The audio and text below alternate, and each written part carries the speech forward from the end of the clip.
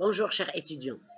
Après avoir vu dans les précédentes parties la construction de l'Union européenne, ses États membres, ses institutions, nous passons maintenant à un autre volet de l'Union européenne qui s'intitule les grandes organisations internationales en rapport avec l'Europe, c'est-à-dire quelles sont les relations de l'Union européenne avec les autres institutions internationales.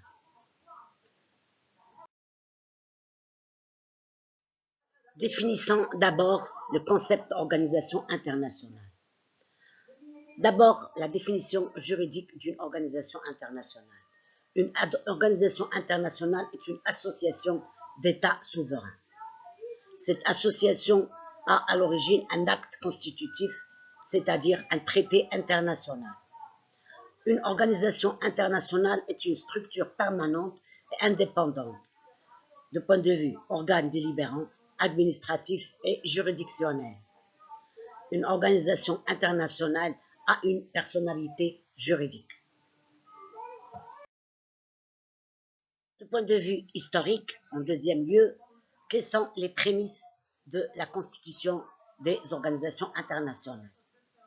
Donc, quelles sont les formes d'organisation mondiale qui étaient à l'origine et qui ont existé avant les organisations internationales? Nous avons d'abord un essai d'organisation interétatique qui a eu lieu au XIXe siècle avec le concert européen. Et on en a déjà parlé dans la partie précédente. Il y a aussi l'exemple de la Société des Nations. La Société des Nations était un programme de paix dans le monde. C'est une première organisation technique internationale qui va bien sûr voir un déclin par la suite pour donner naissance à l'Organisation des Nations Unies.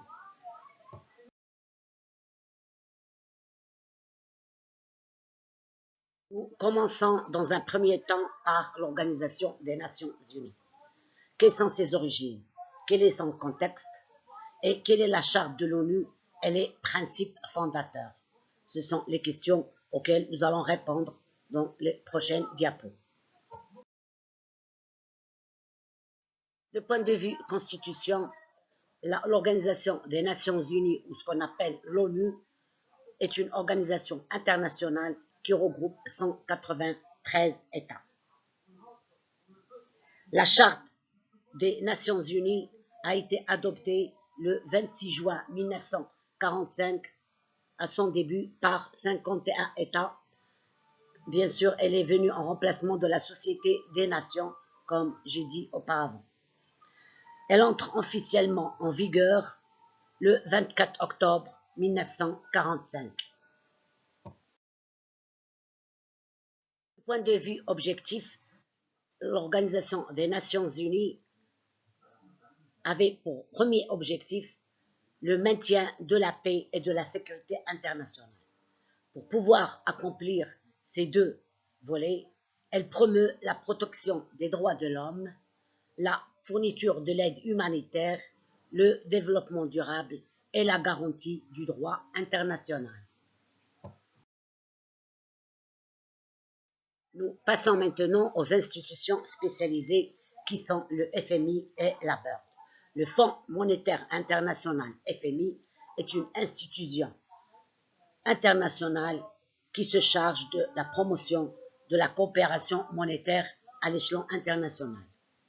Son but est de garantir la stabilité financière, faciliter les échanges internationaux et contribuer à un niveau élevé d'emploi, avec bien sûr la recherche de la stabilité économique et le recul de la pauvreté. Le FMI ou le Fonds monétaire international est en particulier chargé de la gestion des crises financières. Il endosse également la responsabilité de la stabilité du système monétaire international SMI. La BERD, ou ce qu'on appelle la Banque internationale pour la reconstruction et le développement, est une organisation de la Banque mondiale aux côtés de l'Association internationale de développement IDA qui se consacre aux pays les plus pauvres, elle-même composante du groupe de la Banque mondiale. Donc le rôle de la BERD, c'est en premier lieu la lutte contre la pauvreté dans le monde et le soutien aux pays pauvres. À son origine, la BERD avait pour mission principale de financer la construction après la Seconde Guerre mondiale. La BERD fonctionne comme une coopérative mondiale qui appartient à ses 189 États membres.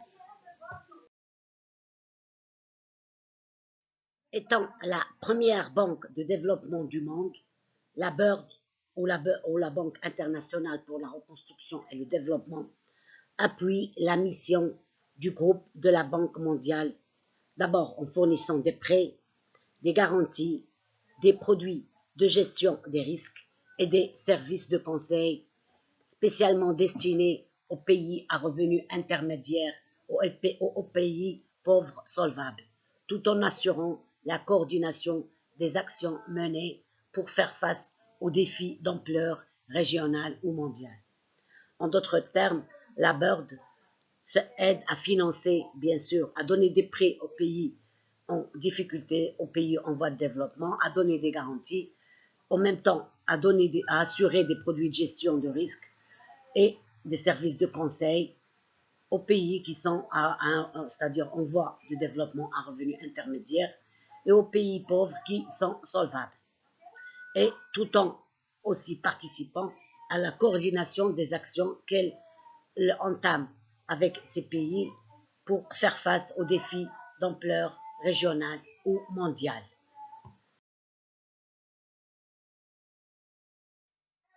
La BERD a été créée le 27 décembre 1945 à la suite des accords de Bretton Woods en juillet 1944.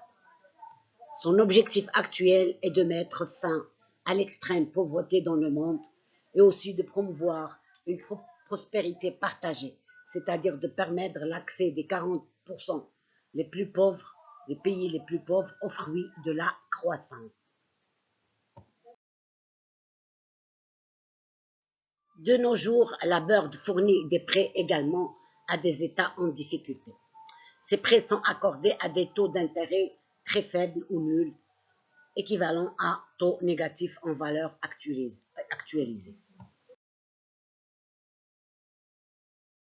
Passons maintenant à une autre organisation qui est l'Organisation mondiale du commerce.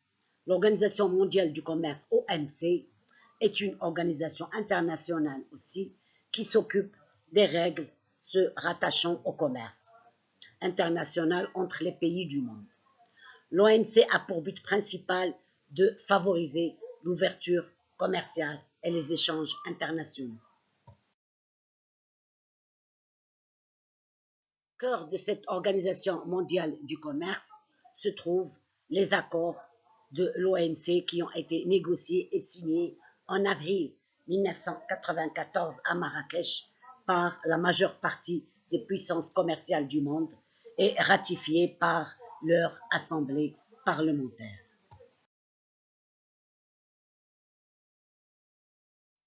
Pour cela, l'OMC, l'Organisation mondiale du commerce, tâche de réduire les obstacles au libre-échange et d'aider les gouvernements à régler leurs différends commerciaux et d'assister les exportateurs également et les importateurs et les producteurs de marchandises et de services dans leurs activités. Depuis 2001, le cycle de négociation mené par l'Organisation mondiale du commerce est le cycle de Doha. Bien que l'OMC ne soit pas une agence spécialisée de l'ONU, elle entretient des liens avec cette dernière. Le siège de l'OMC est au centre William Rappard à Genève, en Suisse.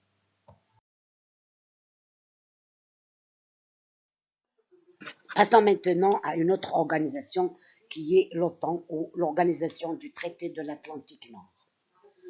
Comme on a déjà vu auparavant dans les précédentes parties, l'OTAN a été créée par le traité de Washington du 4 avril 1949. Elle regroupe aujourd'hui 30 pays membres et 40 pays partenaires. Son objectif principal est de défendre le territoire des pays membres.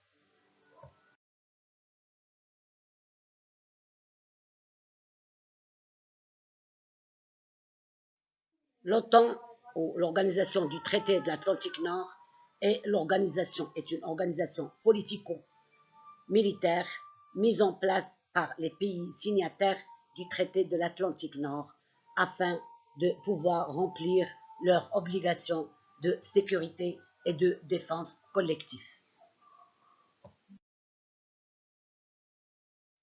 L'Organisation du traité de l'Atlantique Nord est souvent désignée par son acronyme OTAN, en anglais NATO, mais aussi fréquemment nommée l'Alliance Atlantique, et plus rarement l'Alliance Euro-Atlantique ou l'Alliance Transatlantique, ou parfois encore plus brièvement, simplement, elle est appelée l'Alliance.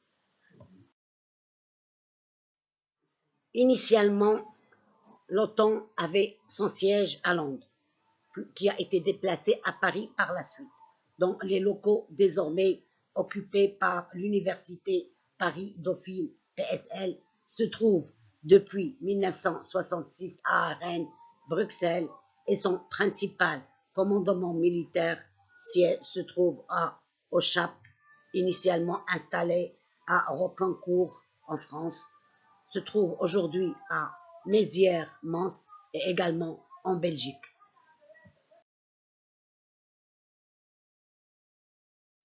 Maintenant à l'Organisation de coopération et de développement économique, l'OCDE. On en a déjà parlé auparavant. L'OCDE a été créée en avril 1948 pour répondre au plan Marshall, donc tout au début de la construction européenne. En 1960, l'OCDE devient l'OCDE et compte 34 membres à travers le monde. C'est une organisation principalement économique.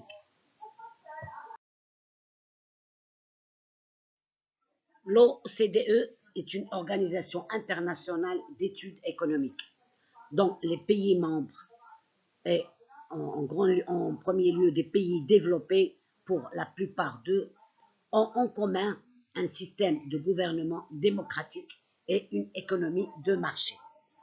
Elle joue essentiellement un rôle d'assemblée consultative pour ces pays. Comme on vient de dire, l'OCDE a été créée en 1948, bien sûr issue du plan Marshall. Mais à cette époque-là, elle ne s'appelait pas l'OCDE. Donc l'OCDE a succédé à l'Organisation européenne de coopération économique, OECE, qui était issue du plan Marshall, comme on vient de dire, et de la conférence des 16. La conférence des 16 est une conférence de coopération économique européenne qui a existé de 1948 à 1960, avant qu'elle devienne l'OCDE. L'OCDE siège à Paris 16e, au château de la Muette, mais elle possède également des bureaux dans plusieurs autres métropoles, notamment à Berlin, en Allemagne, à Mexico, à Tokyo et à Washington. Alors, pour le suivi de vos cours, veuillez consulter, chers étudiants, votre plateforme e-learning de l'établissement ISTH, www.isthmaroc.com, pour le suivi de vos cours. Et au revoir, à bientôt.